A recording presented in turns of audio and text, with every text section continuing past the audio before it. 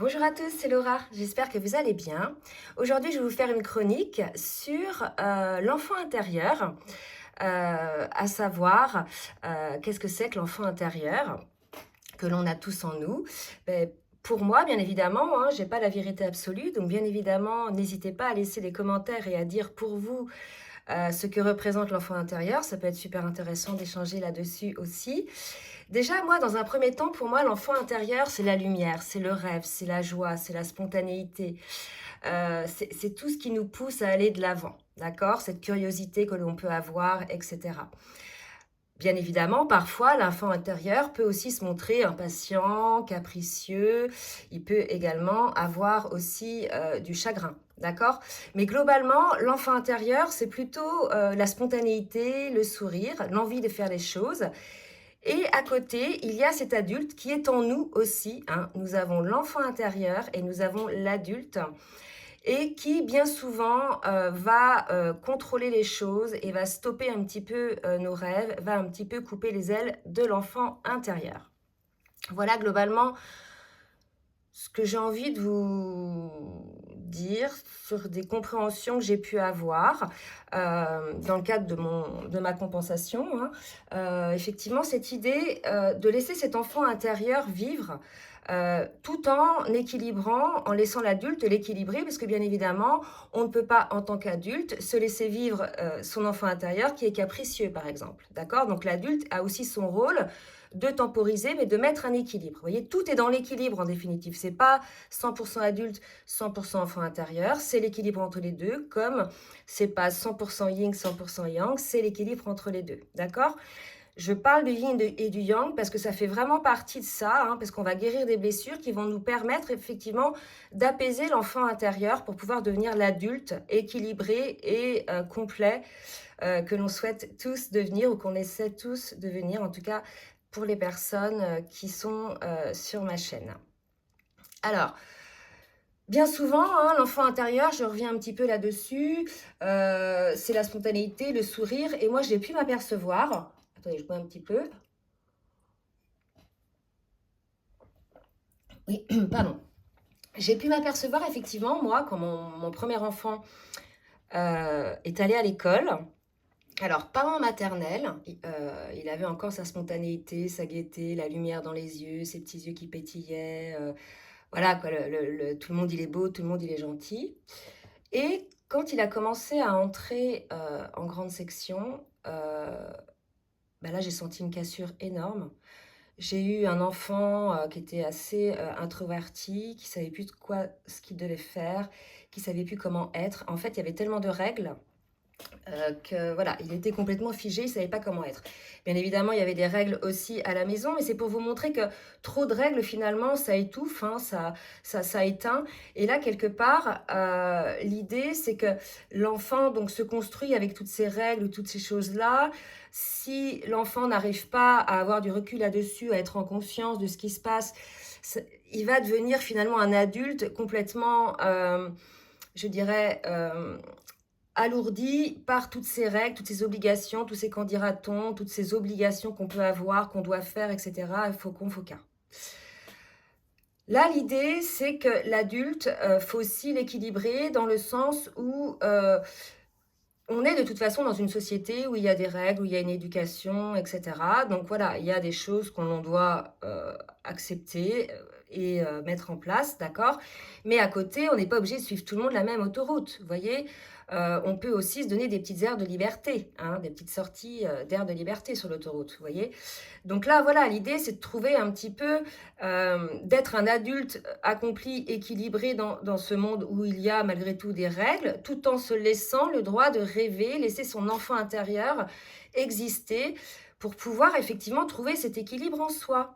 Voyez?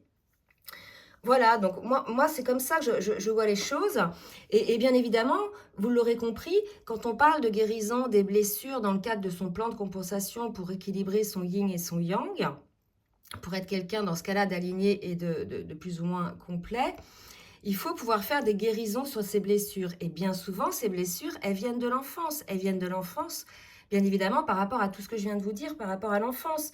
L'enfant, il ne s'imagine pas un seul instant que dans le monde dans lequel il vit, il va être abandonné, par exemple, par ses parents.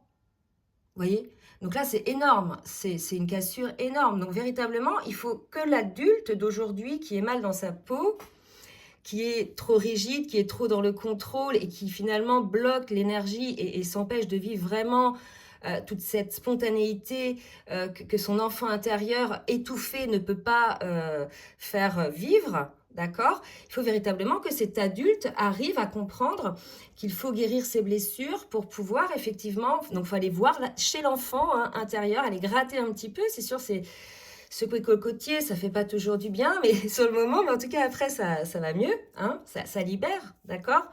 Donc vraiment, c'est dans l'enfance qu'il faut aller voir les plus grandes des blessures de l'âme que l'on a, hein, les 5 primordiales. Donc l'abandon, la trahison, l'injustice, le rejet et l'humiliation. Voilà, je pense que je n'en ai pas oublié, vous voyez. Donc vraiment, c'est là. Et lorsque l'on a effectivement ces guérisons qui sont opérées, qui prennent souvent racine dans l'enfance, donc on les guérit, tout dépend de notre éveil. Hein. Il y en a qui le font assez rapidement, dans l'adolescence, jeune adulte, et d'autres plus tard. Ça, voilà, puis il y a des choses qu'on guérit à l'âge adulte, et puis des choses qu'on guérit plus tard. Ça, il n'y a pas de règle, chacun travaille à son rythme.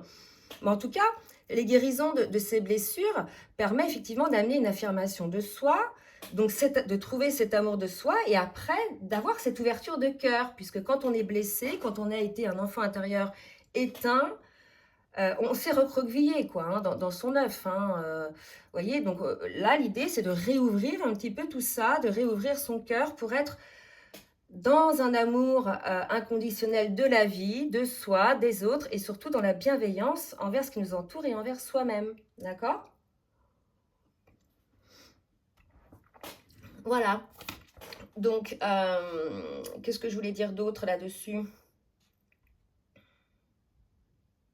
Voilà, donc des fois, vous allez vous apercevoir que ça va être, par exemple, plus l'enfant. En fait, l'idée, pour voir qui est aux commandes, quand vous agissez ou interagissez, donc ça, c'est dans votre vie, c'est avec tout le monde, au travail, etc. Et je trouve ça assez intéressant parce qu'on comprend plein de choses. Donc, ça se met en plus de l'effet miroir, vous voyez, dont on parle. Finalement, ce que l'autre nous montre en face de nous, c'est ce que nous, on projette énergétiquement, etc. Les miroirs inversés aussi, donc c'est hyper intéressant. Et par exemple, nous-mêmes, quand on interagit au travail ou avec quelqu'un, etc., quelle que soit la situation, si c'est une situation agréable ou désagréable, peu importe, essayez de voir dans votre réaction qui est aux commandes. Est-ce que c'est l'enfant intérieur qui est dans la joie, la spontanéité, qui saute partout, si c'est quelque chose d'une bonne nouvelle, ou est-ce que c'est l'adulte qui a le côté « oh là là, mais c'est trop beau pour être vrai », etc. Vous voyez? Si par exemple c'est une mauvaise nouvelle et que l'enfant intérieur fait un caprice, enfin vous faites un caprice, enfin que c'est une mauvaise nouvelle, si vous faites un caprice, c'est que c'est l'enfant intérieur qui est aux commandes. Et si vous êtes équilibré, si c'est l'adulte qui prend les commandes, il va y avoir plus de raisons, donc on va pouvoir transmettre le même message, mais avec beaucoup plus de recul et moins d'émotion. Vous voyez? Donc l'idée c'est ça, et lorsqu'on comprend qui est aux commandes, mais finalement, on rééquilibre un petit peu la balance. Donc, il ne faut pas trop d'adultes, hein, il faut laisser l'enfant intérieur aussi s'exprimer. Et il ne faut pas trop d'enfants intérieurs, puisque sinon, voilà, ça peut déborder, que ce soit en bien ou en mal. Donc voilà, puisqu'on est dans une société où on ne peut plus faire ce qu'on veut. Je blague, mais bon, presque hein, quand même. Donc là, l'idée, c'est de laisser quand même vivre son enfant intérieur. Donc l'idée c'est ça, c'est de trouver cet équilibre et de laisser vivre cet enfant intérieur, parce que moi je m'aperçois quand je fais mes accompagnements que beaucoup de personnes laissent l'adulte prendre tout le contrôle.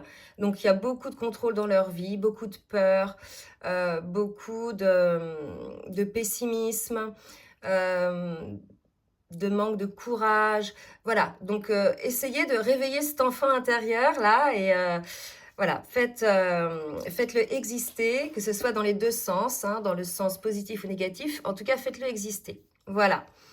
Bon, écoutez, n'hésitez pas en tout cas à laisser des commentaires. Je trouve que ce serait intéressant de voir un petit peu, vos expériences. Là, j'ai envie de tirer une carte pour voir un petit peu si ça correspond avec l'oracle de la géométrie sacrée. On va voir un petit peu sur ce thème-là, ce qu'on peut nous dire.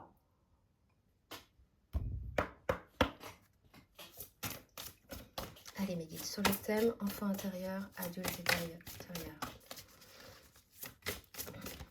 une petite carte. Oups. Regardez. C'est ce que je vous disais, la conscience. Voyez, je vous ai dit tout à l'heure, ayez en conscience vos attitudes, observez en conscience. C'est très intéressant et ça va vous faire avancer, ça va vous faire progresser.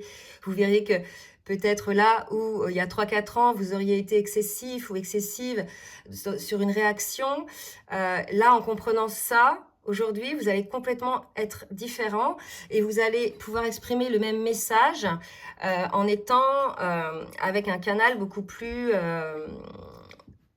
doux et le message va passer beaucoup plus facilement, d'accord? Donc vraiment l'idée c'est ça. Et là on nous dit la fréquence de la conscience renforce notre capacité à concentrer notre attention sur tous les aspects multidimensionnels qui surgissent pour les inclure dans notre réalité. Voyez, concentrer notre attention sur tous les aspects multidimensionnels, donc l'enfant intérieur, l'adulte intérieur, qui surgissent pour l'inclure dans notre réalité dans une forme d'équilibre. Voyez, donc là c'est très beau. Donc vraiment l'idée c'est d'être en conscience. Alors voilà, bien sûr, pas 24 heures sur 24, mais par moment, ayez du recul, ou même si c'est après un événement, ayez du recul pour vous dire bah, comment j'ai fait là. Est-ce que c'est l'enfant intérieur qui a pris le contrôle ou est-ce que c'est l'adulte? Comment je peux équilibrer dans ce cas-là pour que ça soit vraiment compensé entre le yin et le yang, entre les deux, vous voyez, etc. D'accord? Donc je vous invite à faire ce petit exercice. Je trouve ça super parce que ça nous fait vraiment avancer. C'est des petits conseils que je peux donner ça en accompagnement pour que vous puissiez voir un petit peu comment vous évoluez. Vous voyez, je vous fais un petit cadeau ce soir. Donc voilà, je vous fais des gros bisous. Je vous embrasse bien fort et je vous dis à très bientôt. Bisous, bisous.